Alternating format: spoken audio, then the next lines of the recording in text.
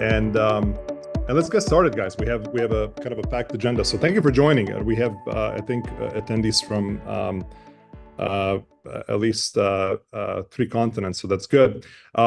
Welcome. We'll talk about price elasticity modeling today. So very excited to have you here.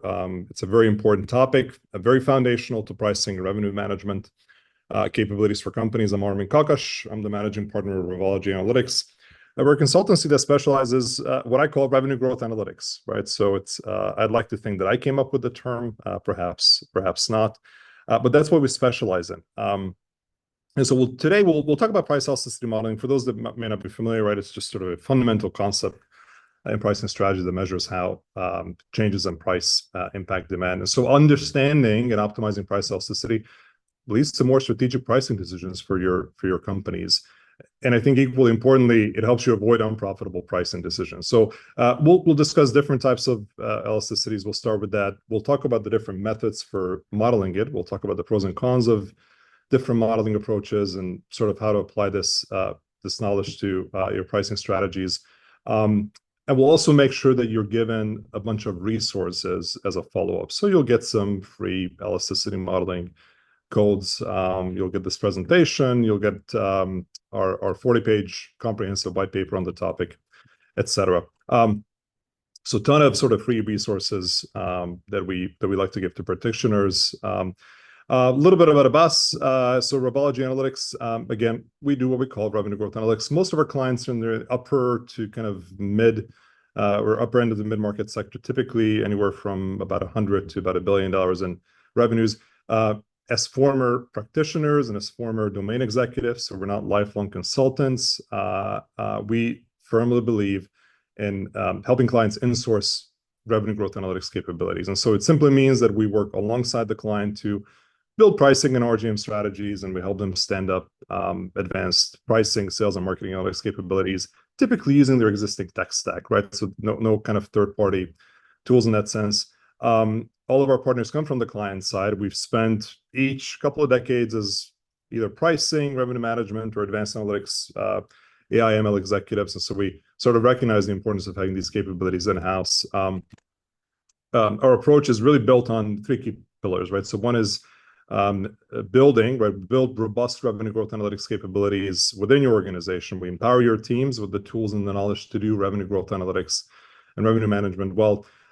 Next, we craft tailored pricing and revenue growth management strategies to kind of maximize the operating profits. And lastly, we assist with the execution, right? So we also do A/B testing, making sure that we drive results, et cetera, et cetera. So the goal is not just to provide PowerPoint slides and make for good board meetings, but we actually upskill your teams to do this stuff really effectively. For the most part, if you look at our advisory areas, we're really focused on two or three things, but two things we focus on predominantly. One is pricing and revenue management. The other one is sales and marketing enablement. About 60-70% of our projects are pricing and revenue management related. Good blend of strategy / kind of advanced analytics work.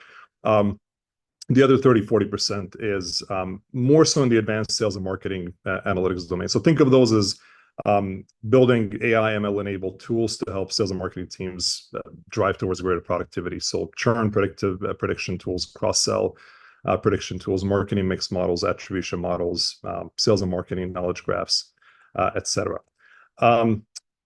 Real quick about the leadership team. Most of you know me, hopefully.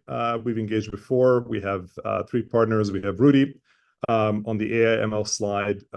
He's actually a fairly renowned expert in using AI for sales and marketing enablement. We have Robert Ripchich, brilliant person on the pricing strategy side. And we have Enrico Sieni, equally brilliant pricing strategy leads for the most part pricing strategy engagements for consumer distribution type companies, industrial distributors, etc.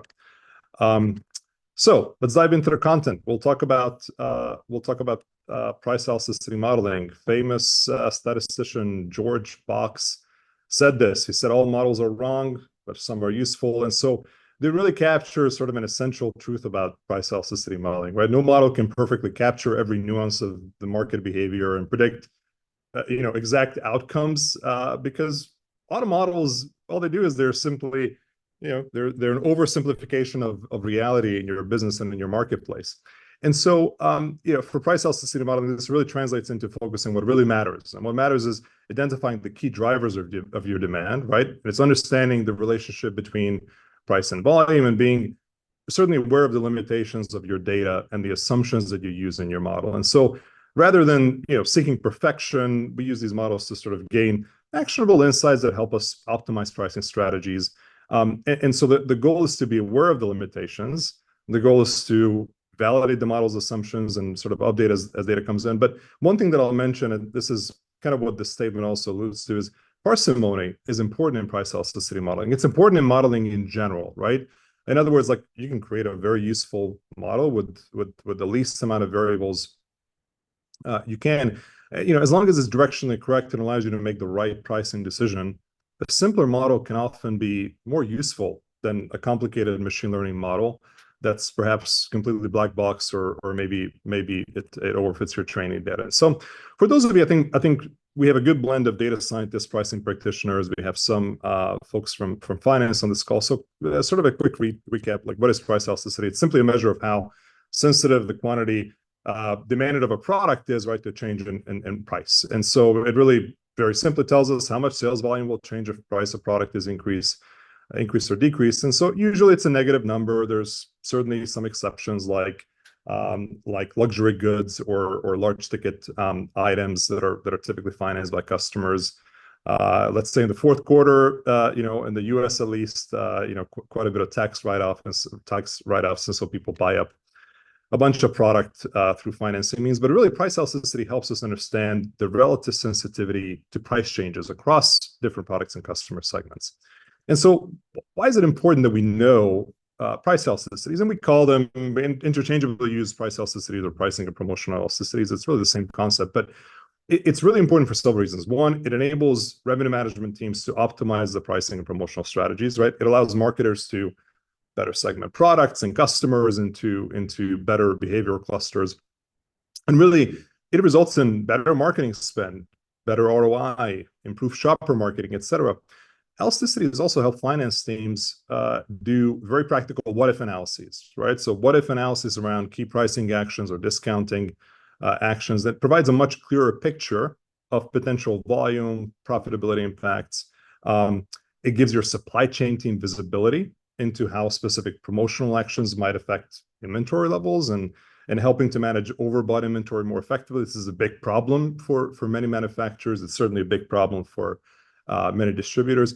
And really, it enables your sales and commercial teams to understand the impact of pricing, promotional discounting behaviors, and to identify potential sales and profit growth opportunities. So it's really foundational to a pricing capability for companies. And so typical variables, right? You can use, again, as little as you want. You can build a price elasticity model simply using pricing and sales.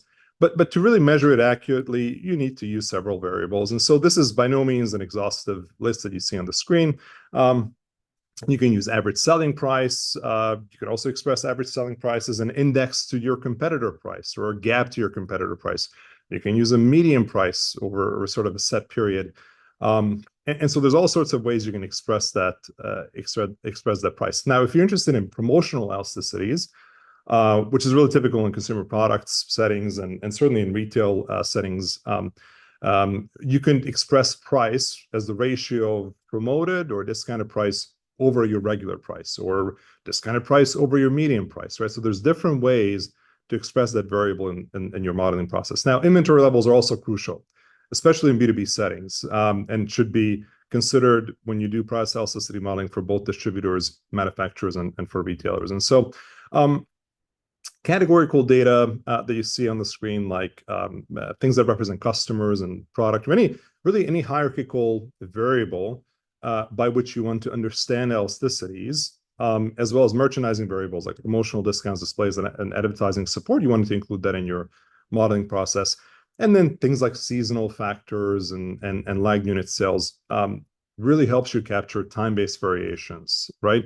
And then last but not least, competitor variables provide a really important competitive context for modeling your elasticity. So if you can get your hands on all these data elements, that's incredibly important. That's sort of a baseline expectation for what a good price elasticity model should look like. For those of you that may have spent your careers in predominantly sort of in one or two industries, like this is kind of the typical price elasticities by industry that you see on the screen. And so, things like consumer non-durables, like groceries, right? They tend to have higher elasticities, at least consumer elasticities, right? They're typically between 1.5 to 5. Especially for things that are frequently purchased, where promotions are playing a significant role in generating demand. Things like consumer durables, like appliances, they're going to have lower elasticities, right? They're going to be kind of between 1 and 3, 1.5 and 3. Again, this includes promotional elasticities because they have less frequent purchase patterns, right? They're higher tickets. And then on the opposite spectrum, right, need-based consumer durables, like let's say tires, right? You're going to need tires when it punctures, or you're going to need tires when you have 150,000 miles on your car. It's going to have lower elasticities. Typically, it's between 0.5 and 1.5. And so that holds true for things like medical devices as well, where they're going to be a little bit more expensive. They're going to be financed a lot of the times, and they tend to have lower elasticities. But typically, it's a good overview. We actually stole this slide from a phenomenal book called Power Pricing, but we've seen similar elasticities for engagements we've done across durables, non-durables, medical devices, and retail. So some popular elasticity estimation methods, right? And people call it price response methods. You can call it price sensitivity estimation methods. But right, it's more than just modeling. Like you can actually use things like expert judgment to figure out what the price sensitivity of your particular product or service is. And so it's highly biased, right? It's biased because you're relying on an internal team, and internal teams are by their nature very knowledgeable, but they tend to be biased towards your own products versus competitors. You can use sort of a direct price response survey from customers, and so those are not that valid in the sense they're highly biased. Customers typically respond very differently in surveys versus in actual purchase scenarios, and so we tend to certainly highly discount those pricing research methods. Conjoint analysis is phenomenal. We use conjoint analysis in many of our pricing strategy engagements, particularly when it's dynamic conjoint. It's really useful for understanding customer preferences, useful for segmentation, useful to understand trade-offs. But it's complex, right? It's time-consuming, it's expensive, especially when you need thousands of respondents. So typically, you need about 2,000 or 3,000 at least. And if you want to make it a sort of a dynamic conjoint capability, price experiments are also really good. A/B testing, perfect for e-commerce players, right? If you have an e-commerce site, it's a great way to do A/B testing, but otherwise it's expensive, right? And it's, it requires a very careful execution not to sort of, alienate your customers and make some big mistakes. And then lastly, what we're focusing today, right, is using historical market data for elasticities. That's where modeling comes in. It enables to model very complex relationships. But it is sensitive to market changes, right? It is sensitive to changes in competitive behavior. It requires some pretty decent statistical or some machine learning expertise, right? And so you need domain expertise coupled with machine learning expertise to do this really, really well. Most price elasticities are sort of estimated with regression models, and that is still the case today. So believe it or not, methods that have been around since sort of the 80s and the 90s, and methods like ScamPro that have been really sort of popularized by Nielsen and IRI, which are information / data analytics providers in the CPG consumer products world, right? They've been around really since 80s, 90s. And to this day, they sort of dominate the way people estimate price elasticities. And so, a linear model is an example, right? You'll see kind of the first example. That assumes a very straightforward relationship between price and unit sales, a proportional relationship. And it's suitable when the relationship is relatively linear, which is rarely the case. A slightly different variation like log linear or log models, just simply means you use the log transformation, log version of price, and the log version of units and some other variables to do the modeling. You use that when the relationship is multiplicative, right? Which is typically the case for most kind of price response functions. It's certainly the case in most retail and manufacturer CPG distribution settings. And they also provide elasticity estimates that are more interpretable, right? Because the coefficient in a log-log regression of the price, but that is actually elasticity for the most part, right? I mean, that's kind of the loose interpretation. And that is, by the way, still the most popular method, right? So if you look at log-log models, that's still the most popular in CPG and retail as an example, still to this day. But really, kind of choosing the right model depends on how your data looks like and whether the relationships are linear or nonlinear, and really the specific needs on your analysis. So we'll talk about regression and machine learning in the next slide a little bit, right? So when do you use linear regression versus when do you use machine learning, right? And again, it depends on the nature of your data and the relationship you're modeling. And so linear regression, again, it's ideal when the relationship between price and unit sales is roughly linear, right? When you have more data points than predictors. So your data is sort of longer than it is wider, when there's minimal correlation between your predictors. And so these are all ideal settings that rarely happens. It's still commonly used, again, in retail consumer goods that have smaller prices, very high transaction volumes. But even in those settings, you need to apply what's called regularization for your linear regression models. And that's really important because of the collinearity of your variables. Now, when the relationship is nonlinear, your data is sparse, there's high collinearity between the predictors, i.e. the predictors are highly related to each other in terms of their trends and patterns, or when they influence each other.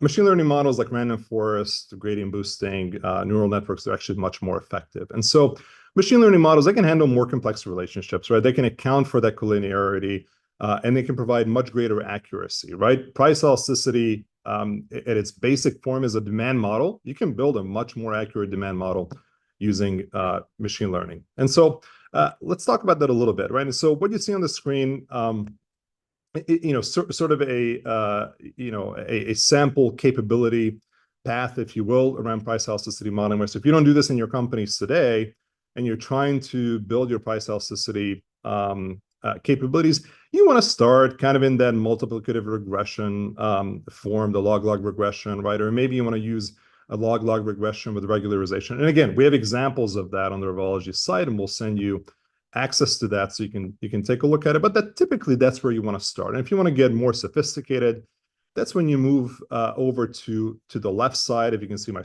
cursor on the screen, where you want to employ machine learning models, right? And we'll talk about a specific example using random forest, and we have those examples with random forest as well as double machine learning, which we'll talk about later on our website, which we'll give you access to. But those tend to be much more accurate. They handle multi-collinearity between variables much more effectively. And then lastly, right, if you want to be really good at modeling your price sensitivities, that's where you want to get into sort of combining the power of either multiple machine learning models and sort of, we call it stacked modeling, or you want to use a combination of econometric models and machine learning models. That's where double machine learning comes into play, right? And so that's kind of what it looks like.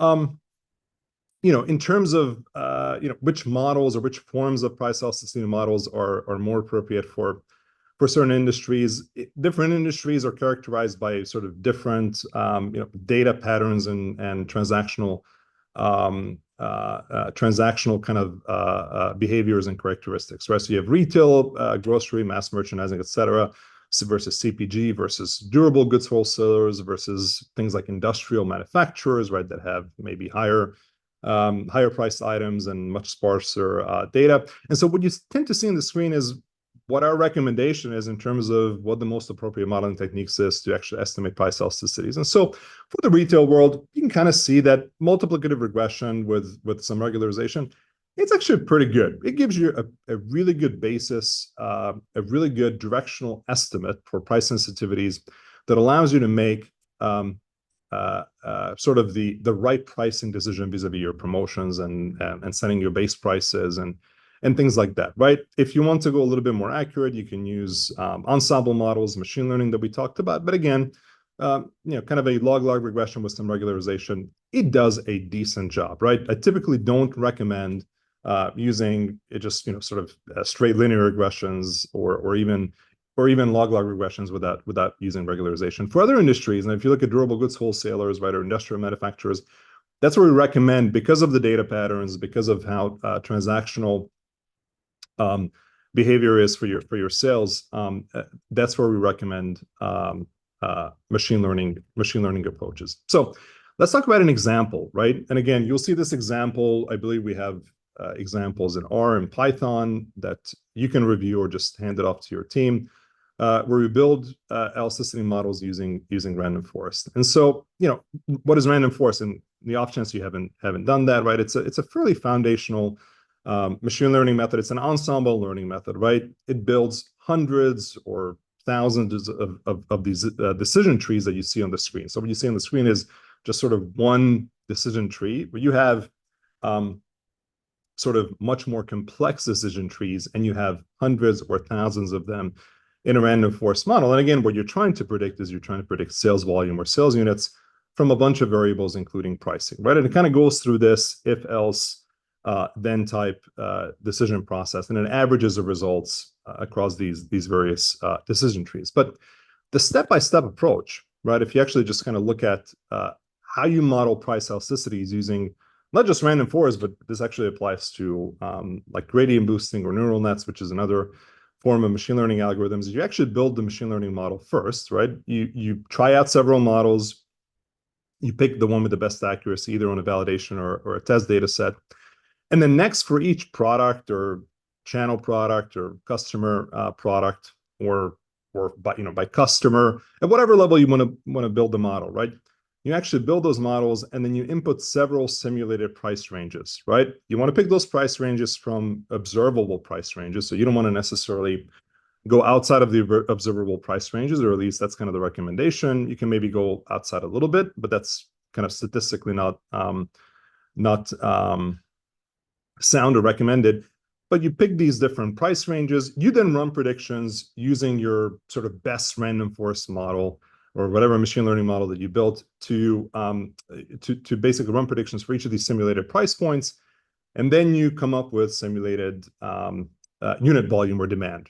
And then what you do finally is you calculate the implied elasticity based on these predictions. And so, this method actually provides a pretty robust way to estimate your price elasticities by capturing some of these nonlinear relationships and interactions between the variables. And it really kind of gives you a deeper understanding of price sensitivity across different products and customer segments and even price ranges, right? And so using this method, if you look at the kind of the bottom section of the slide, you can calculate the overall elasticity number either as an average or perhaps even a sort of a unit or revenue weighted average, okay?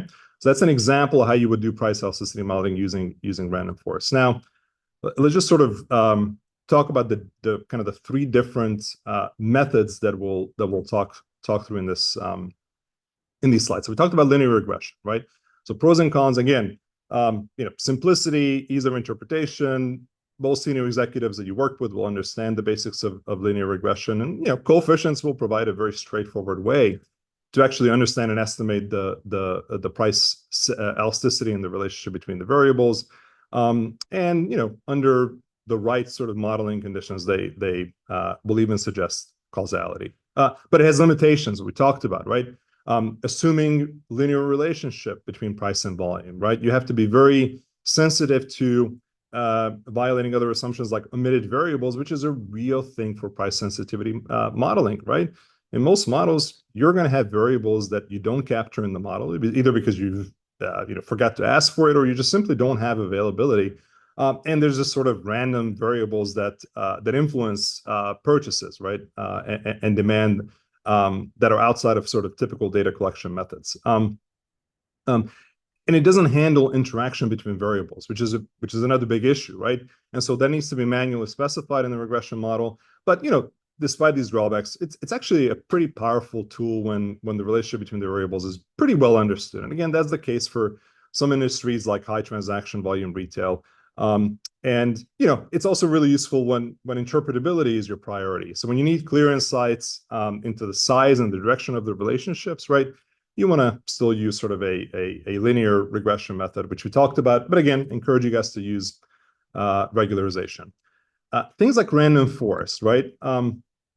Again, pretty powerful machine learning method, very foundational, very robust to overfitting your data, especially when you have a large number of trees, because it sort of averages out the answers, and it's just a really good kind of starter machine learning model to use. But it has its drawbacks. So it's considered black box because the decisions are not very easily interpretable, right? So it's not like somebody can go in and ask for the coefficient. You have to do some interpolation and do some of those imputations that we talked about. It's computational intensive, especially if you have lots of data or you have many trees. But it can be parallelized, right? So with kind of modern laptops nowadays, or if you use cloud compute environment, you can actually run these fairly fast. Now, like most machine learning models, random forest doesn't actually measure causality. So it'll show associations, but it won't prove any cause and effect relationships, right? Which is a drawback of again, most machine learning methods, especially when it comes to price elasticity analysis. But it's a popular choice. And so, for those of you with high transaction volumes or even some sparsity perhaps in your data, you can use random forest to model elasticities. Now, you can also use random forest to kind of do a two-phased approach. You can use it to understand the most important variables, right? It's a useful method to do that. And then you can use a subset of those variables in a log-log regression and to create a simpler, kind of more parsimonious price elasticity model. Gradient boosting is another method that we tend to use to measure price elasticities. It's more powerful than random forest. And it's really, really effective in providing sort of greater accuracy in your demand model, greater than random forest as an example. So it typically outperforms random forest when we do price elasticity modeling. It also offers insights into your feature importance like random forest. But unlike random forest, it's pretty prone to overfitting if you don't carefully tune your model, which is really important. So model tuning is really important. It's important for any machine learning model, especially important for gradient boosting, which does sort of iterative improvements to the model. And again, it's not very interpretable, so certainly not as interpretable to linear models, and it's very computationally intensive because of the sequential nature of boosting your models, right? Whereas random forest, we talked about, it handles things at the same time, and it can be parallelized in your modeling efforts. But again, use gradient boosting if you need very high performance models, if you need to handle very sort of intricate data patterns, if you have a bunch of sparsity in your data, or when your accuracy of the model or accuracy of your price elasticity is super important. Okay. So how do you use these elasticities, right? This is a guide that very popular in CPG. I've seen variations of this and from providers like IRI or Nielsen, but this is base price elasticity. So in retail settings, most kind of grocery, mass merch, retail environments, or really any kind of retail environment, you have regular prices and then you have promotions and discounts, right, to encourage greater volumes, or when retailers need to get rid of product that's sort of just gathering dust on their shelves. But this is base price elasticity. How do you interpret elasticities for your regular prices? And so, products with high base price elasticities that you see on the screen, they're typically characterized by high substitutability, right? Lower brand loyalty. So reducing prices could actually drive significant volume growth, could actually drive significant revenue growth and potentially significant profit growth. Now, on the opposite end of the spectrum, for products with low base price elasticity, typically low substitutability. There's typically good, decent brand loyalty or really high brand loyalty, maybe some highly differentiated product benefits. And so price increases can drive profitability without substantial volume loss there, right? Now, on the other hand, if you look at promotional elasticities, again, those measure how responsive sales volume is given your promotional investments and your promotional activities. Highly elastic products will show significant volume growth in response to promotions, right? Especially when they're coupled with quality merchandising support in stores, like in-store displays and ads and whatever else, right? But for these products, leveraging promotions is a really good way to drive volume, but it's also really important to avoid over promotion, which has been happening, for the last couple of decades very aggressively in consumer products, right? Companies have been over promoting, mainly driven by at first CPG behavior, and it's sort of eventually been kind of continued by high buyer expectations and want to lap promotions. And so what that yields over promotion. It actually dilutes long-term effectiveness of your promotional activities. That's a real problem in CPG, by the way. And so products with low promotional elasticities, right, they're not going to benefit significantly from discounts or promotions. So they'll require other marketing tactics to sort of drive your volume. And so that's really important the way you think about elasticities, right? Especially if you're in a retail setting, you want to kind of differentiate between your regular and your promotional price elasticities. The one thing that I'll talk about is, kind of this whole concept of using very granular data versus more aggregated data. And again, this is more relevant for those of you that either work for retailers or for those of you that work for manufacturers or distributors whose end customers are retailers, right? But the issue with traditional models, right, for kind of retail pricing decisions, they relied very heavily on store level data, right? And that can be costly and could be very challenging to access. And so, they also face a lot of data quality issues and sort of kind of difficult to manage some of these larger data sets for a lot of smaller, especially mid-market manufacturing firms, which again, most of our clients are in the mid-market spectrum. You may not be able to afford, very detailed kind of point of sale data. That's typically reserved for tier 1, tier 2 type manufacturers that can afford that, or they pay a high price stack for price elasticity models for firms that have access to those detailed point of sale data. But they've been kind of the mainstay for decades, using these very detailed store level data for elasticity modeling. But again, with the emergence of machine learning and sort of the using more and more kind of aggregated data in your decision making, you actually have the potential to use aggregated data versus very detailed data. And so, our suggestion is, if you're a company that wants to build your own price elasticity models, you can and should use aggregated data at the retail chain or maybe regional level, and of course the product level, right? Because it's more efficient. It's a cost-effective alternative to kind of these traditional models that are built at the store SKU day level, right? And so, by the way, aggregated data aligns more closely with retailer execution of the pricing strategies, right? So it's not like retailers say, I'm going to do a buy one, get one free in this store that's in this address, but I'll use a completely different promotion on the same week for the same product in this other store that's down the street. And so they typically make their pricing and promotional decisions in batches, right? And those batches are typically by market or district or whatever else, right? So you can actually use some aggregated data. It also allows for in-house modeling for manufacturers, right? And it kind of reduces the dependency on third-party providers. And by the way, you can gain some more valuable insights into these price elasticity models by doing them themselves, right?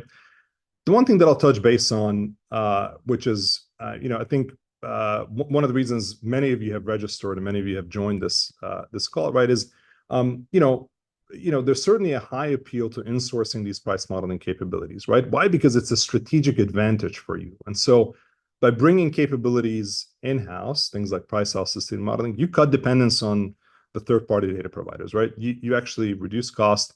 You also enhance much greater control and transparency over your models, right? You can iterate much faster.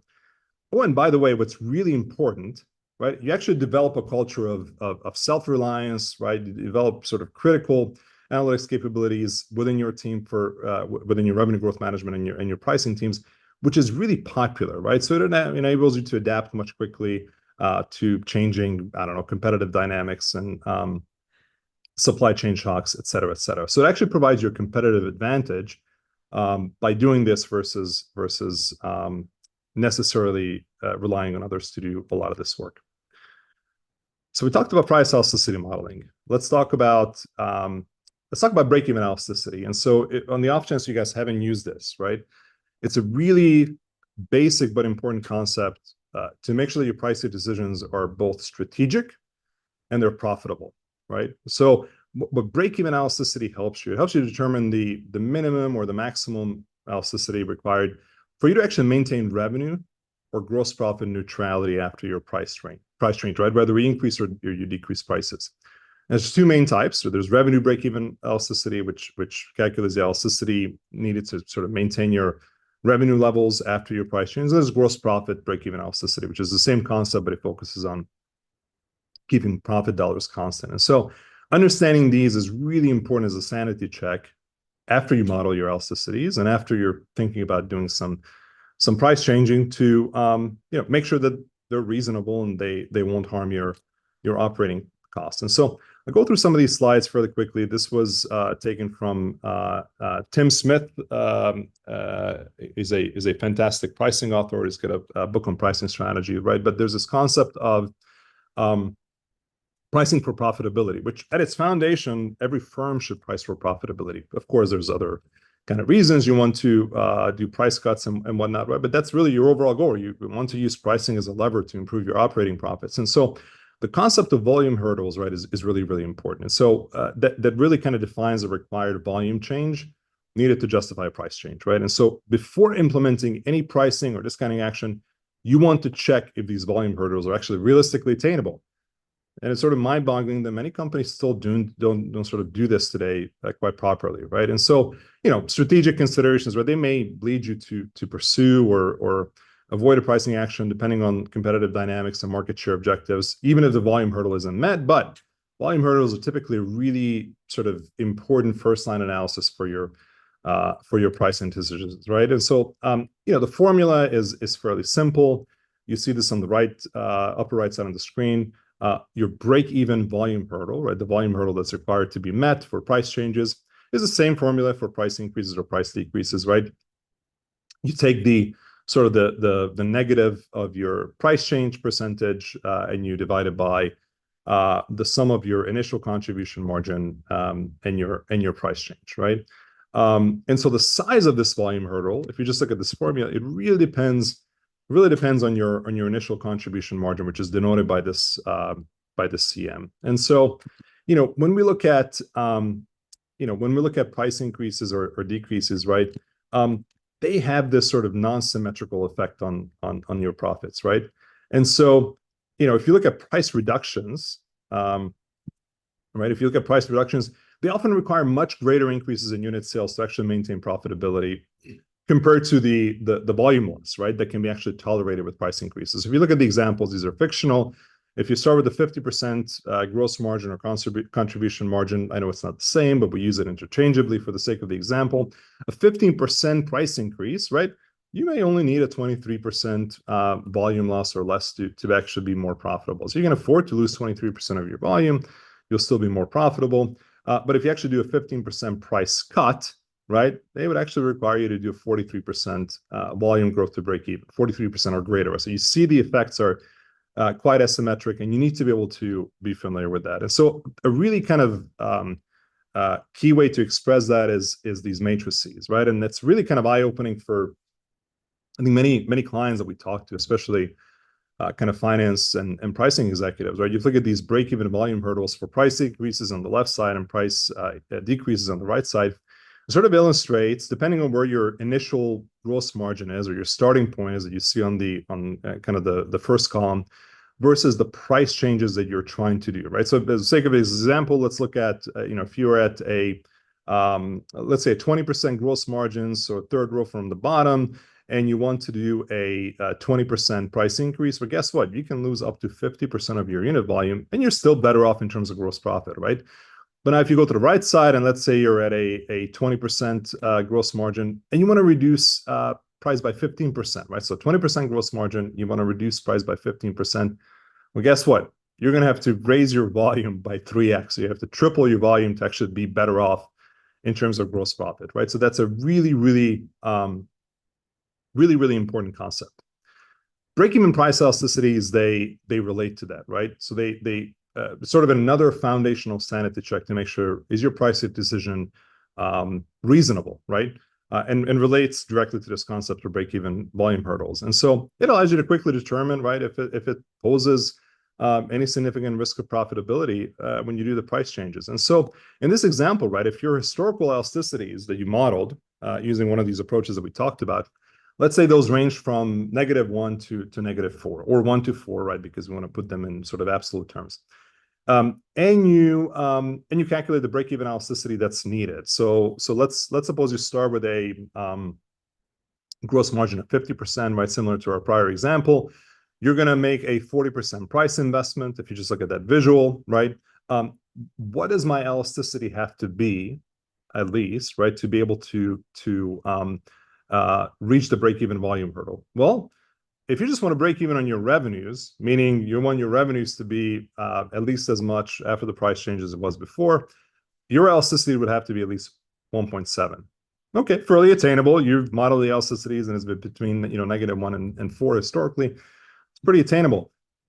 But if you look at gross profit, to actually meet the volume hurdles, right? So to meet the volume hurdles that you've seen in the prior slides, in this case, you're going to have an elasticity of -10, right? So it's likely unattainable, right? So it also gives you another good sanity check to understand, like, hey, can I actually, increase my volume by 400%? Well, no, it's highly unrealistic, right? That would mean that my elasticities would have to be -10, really kind of almost 10 times higher than what it was before, right? And so the same concept that we use for break-even volume hurdles, we can apply that same concept to break-even elasticities, right? So if you do a price increase on the left side or a price decrease, right? This is sort of the upper bound price elasticity to meet the volume hurdle. What that simply means, right? Your price elasticity needs to be this number or lower, meaning less elastic, right? So lower on an absolute basis, right? For the break-even volume hurdle to be achievable, right? But if you look at on price decreases, right? This is the kind of the break-even price elasticity. So your elasticity needs to be this number or higher, meaning more elastic for the break-even volume to be achievable. And so again, the example here, right? If you just want to focus on an extreme example, right? If you have a contribution or gross margin of 60%, and you want to, let's say, decrease price by 50%, right? Let's say you're doing a promotion, you want to do a 50% price decrease. Guess what? Your elasticity would have to be -10 for you to be able to achieve the volume hurdle, -10 or greater, right? And so, again, this allows you to kind of judge the reasonableness of your pricing investments. Let's move over to double machine learning, and I apologize for not addressing questions on this call. I do want to address a couple of questions that came to me before the webinar. But let's talk about double machine learning, right? So it's a more advanced approach. Really came to popularity, I would say maybe 3 years ago. That provides a much more accurate and sort of a much more unbiased estimates of the price elasticities. And we've started using that in engagements with more and more clients in favor of machine learning methods or kind of pure machine learning methods. And so what it does, it really can sort of combines very traditional econometric techniques with sort of more modern machine learning methods to really isolate the causal effect of price and demand, right? So it's really effective in situations where there's numerous variables, numerous predictors that may correlate with both price and sales volume, right? We call these confounding variables.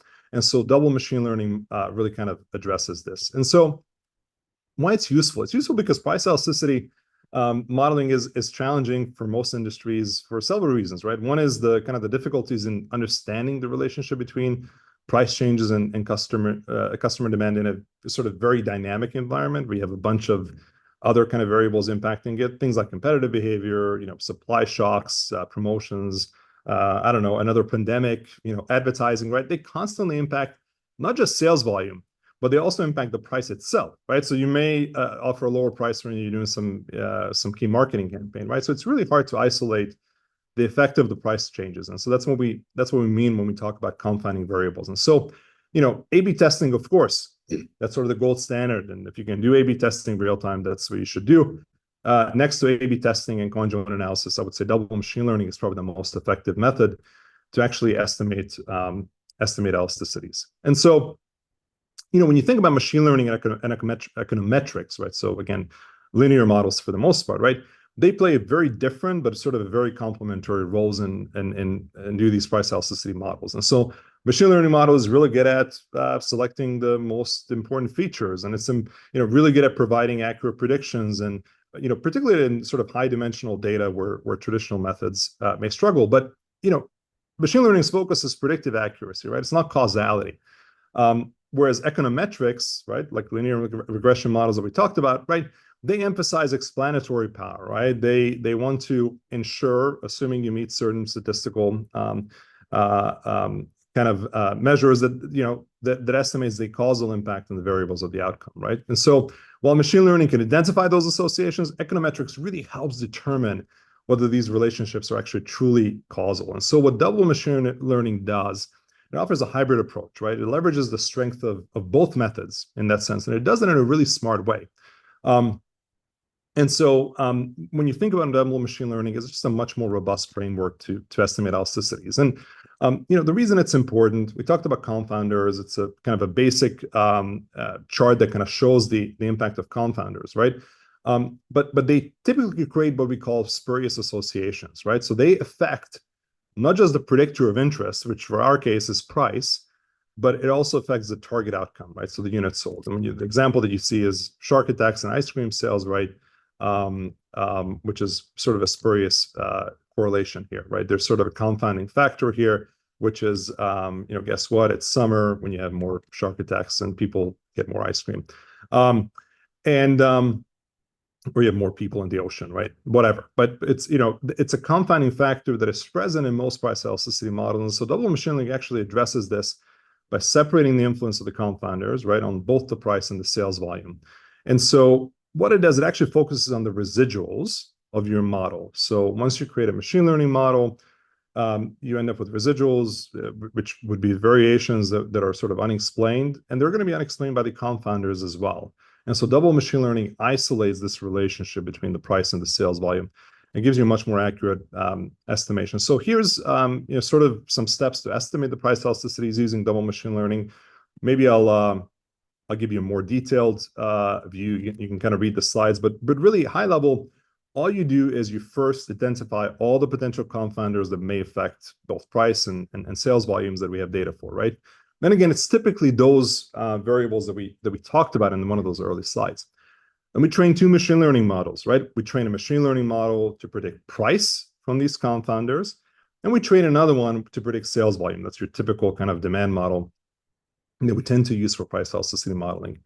And so again, these machine learning models can be as complex as we want them to: random forest, gradient boosting, neural nets, whatever, right? But that's what you use as the first step. So again, two models, two machine learning models, one to predict price, the other one to predict demand. You then perform a linear regression, right, on the residuals. So you estimate the difference between your predictions and the actual values for both price and units. You end up with residuals, and then you perform a linear regression. And so by doing this, you actually isolate, right? You actually isolate the causal effect of price changes on demand. You end up with a much, much more accurate price elasticity estimate than you could with sort of other methods, right? It has its advantages and disadvantages, right? So, one of the advantages, it's really effective in handling high dimensional data, which most companies and most industries have nowadays, right? That have kind of number of covariates. It's really effective in capturing the nonlinear relationships, right? Why? Because it uses a machine learning model, especially if you use an ensemble tree-based method. It's really good at kind of handling those nonlinear relationships. And by the way, there's a special form of double machine learning, but slightly more complicated, called de-biased double machine learning. It's available both as a Python and R package. We have an example of that on our website, which we'll give you access to, but that also addresses this whole notion of an emitted variable bias, right? So maybe variables that you cannot capture in your data collection efforts that actually influence both pricing and units. It sort of has an adjustment mechanism to the machine learning method to unbias these estimates, right? But it's a lot more complex to implement. It requires a lot of computational resources. So if you use double machine learning, either you have a pretty powerful laptop, or you use a pretty good compute engine in your cloud infrastructure that can kind of handle that fast. But in our engagements, again, we're starting to use double machine learning more and more, particularly because of its accuracy, and when scenario analysis is really, really, really important, right? And so when do you use each modeling approach, right? We talked about the double machine learning, right? You use that if you want the most accurate price elasticity outputs, right? Point blank. And when you have many confounders, which is typically going to be the case. But kind of given how the structure of the model works and this iterative kind of sequential approach, It's typically better suited for kind of more global price elasticity estimates. Like if you're interested in brand level elasticities, right, or product category level elasticities, right? If you're trying to model, let's say, very detailed, customer SKU, price interval elasticities, you may as well use kind of a more traditional machine learning method that we talked about, random forest, gradient boosting, et cetera. And then lastly, linear regression, right? It's ideal if the relationship is mostly linear, right? We have a few industries where that may be the case with high transactional volume, but you also want to emphasize kind of interpretability and you want to understand the let's say the coefficients for various variables, right? That's where you would use linear regression. But ultimately, double machine learning provides a much more accurate, kind of more global elasticity estimate, while the machine learning methods, right, you would use that for these kind of perturbation of these more local estimates for price elasticities. Okay. Good. I realize I went through a lot of content fairly fast, and that coupled with my Eastern European accent, I apologize if you can get any of it. So I'll send you out the slides. But I did want to address a couple of questions from attendees that have sent us this before the webinar, right? So one of the first questions was, over one of the first statements was, while my current work is primarily in B2B deal pricing, where we often don't have enough data to model price elasticity, right? So what do we do then, right? Again, it's mostly kind of deal pricing. And so B2B pricing, it presents its unique challenges, right? Like, especially if data is very sparse, it's very, very limited. But, in deal pricing, you're just not going to have enough transactional data to kind of create these more sophisticated machine learning models. And by the way, the nature of those deals doesn't actually apply to that at all, right? So instead of the traditional elasticity modeling, you use what's called the win-loss modeling to sort of estimate the likelihood of closing the deal based on several factors, right? So, terms, price, competitive positioning, et cetera. And so you sort of shift the problem from a regression problem that is kind of the typical price elasticity problem to a classification problem, right? Your goal is to understand the price sensitivity or the probability of winning the deal based on different aspects of the particular deal. And so you want to leverage things like qualitative data from your sales teams, certainly data from the data that you've captured, the details of historical deals. You may want to capture like external data from industry reports and things like that to actually do some of that modeling. But win-loss modeling, very powerful. You need very kind of accurate and very kind of disciplined data collection on your deals in that environment. And it's really kind of impactful for scenario-based modeling, right? So you want to kind of model different pricing scenarios, different terms that you want to offer to customers, different products and services, add-ons that you want to do to kind of estimate the probability of the win. Again, fairly simple to set up. And I think in many cases, modeling win-loss probabilities is sort of a simpler modeling exercise, provided that you have the right data than traditional price elasticity. But I thought this was a very, very good question. The second question, which I want to spend maybe 3-4 minutes, so we may finish like 1 or 2 minutes after 1 p.m. Eastern time. My work is mostly in B2B pricing, someone says, which makes measuring elasticity tough due to the two-step distribution process where transactions can be concentrated within few suppliers or dealers, negotiated prices, et cetera. How do you address these B2B pricing nuances within the context of price elasticity modeling? So again, really good question. Lots of industries kind of do this. And so again, these things that you mentioned, like multi-step distribution process, 2 or 3 tier distribution, concentrated transactions, negotiated prices, fairly typical in things like durable manufacturing, like medical devices, right? Manufacturers are going to go through a handful of very large distributors that control the supply chain. And so you can start by analyzing downstream impacts of kind of customer level point of sale data or distributor sellout data, right? Especially if you're a manufacturer that goes to distributors. Distributors will have sellout data. They can kind of give to you as data feeds if you don't have them, or if they're not kind of willing to give to you, which why would they? You can send them. So we tend to see a lot of companies do this. They offer rebates, 50 basis points, 100 basis points, even 150 basis points to these distributors in exchange for daily detailed sellout data feeds. And so you can actually infer this upstream elasticity, right? Infer the upstream elasticity And you can align the manufacturer distributor pricing strategies with kind of these observed customer behaviors. Why? Because you want to model the price elasticity of the end customer to be able to figure out, well, what should be your pricing strategy? What should be your promotional strategy that you give to your distributor partners? And sort of a good example that I want to talk about is the relevance of kind of understanding what customer price elasticities are in a B2B setting. So if you're a manufacturer that goes through a distributor, that maybe the distributor sells to a retailer, and hopefully you have distributor sellout data. And let's say this is not the CPG world, because in the CPG world you have access to kind of retail data through Nielsen and IRI. But let's say your medical devices or some other kind of durable manufacturer, right? You want to understand not just the price elasticities of your distributors, which in many cases is going to be, low, or it's hard to calculate because prices are very static, but for several months, and then maybe you have like a special deal, so you don't have enough transactional history. But you also want to understand the elasticities of the customer. So what are the price sensitivities of the customers that the distributors sell through? Because in many cases, there's going to be a disconnect, right? And in some cases, you may think, or you may model a high price elasticity for your distributors, when in fact it's a low elasticity for corresponding price range for your end customers for a host of reasons.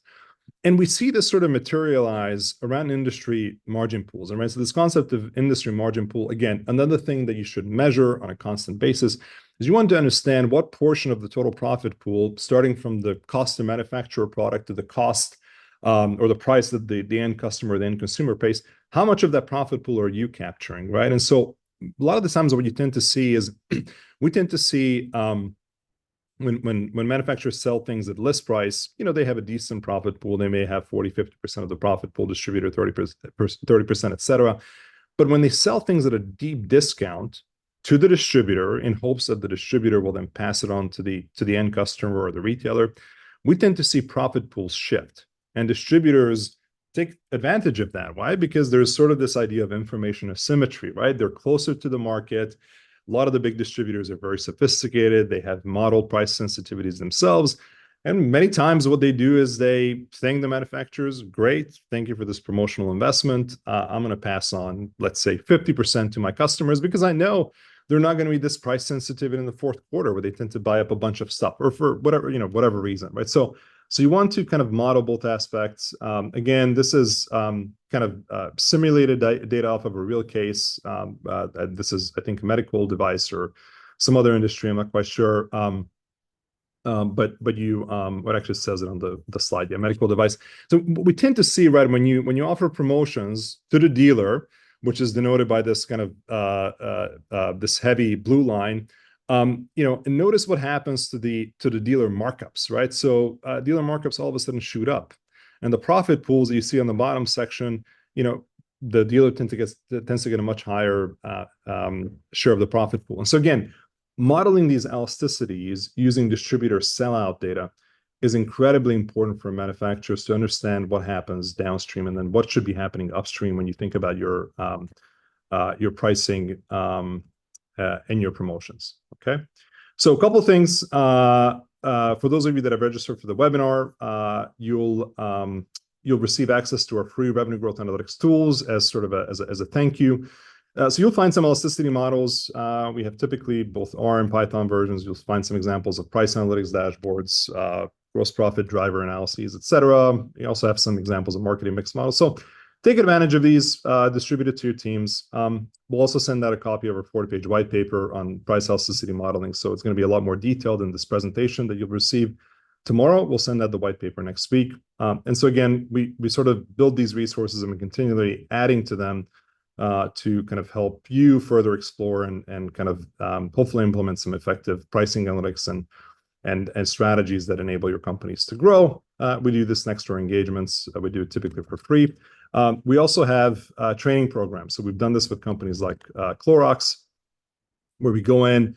We have 3 to 5 day courses. They're really designed for corporate teams for kind of pricing professional, revenue management, executives, commercial finance folks, supply chain folks. But over 3 days, we do advanced pricing analytics training courses. So you'll master kind of price optimization. We use machine learning. We use optimization using Gurobi. We teach people how to sort of build and implement dynamic pricing strategies. And we do a lot of hands-on exercises with R and Python. And so I encourage you guys to check it out. And we have a corresponding corporate course on sales and marketing analytics. So knowledge graphs, we do attribution modeling, marketing mix modeling, lookalike modeling, and things like that. So again, all very hands-on, all in the interest to actually upskill your existing teams to be really good at revenue growth analytics. So you actually build these capabilities and build this revenue growth analytics muscle in-house. So thank you for joining today's webinar. We're about 4 minutes late. We hope you found the session insightful and valuable for your business. So encourage you to explore the tools and the resources that we're going to send out to you and the white paper. And if you have any further questions or would like a more in-depth discussion on how Revology can help you guys and help you kind of augment your pricing and revenue growth management strategies, please don't hesitate to reach out. Have a great day, everyone, and thank you for participating.